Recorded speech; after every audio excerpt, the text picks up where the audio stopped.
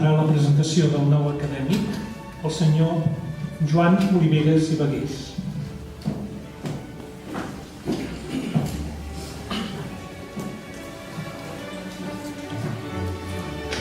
Excel·lentíssim senyor president de l'Acadèmia, il·lustríssim senyor primer tinent d'alcalde, il·lustríssims acadèmics, acadèmiques, senyores i senyors, parlar d'Antoni Gelon Viladegut és un exercici de síntesi d'una certa complexitat. No ho és només per la multitud d'activitats que ha desenvolupat en un recorregut de poc més de 50 anys.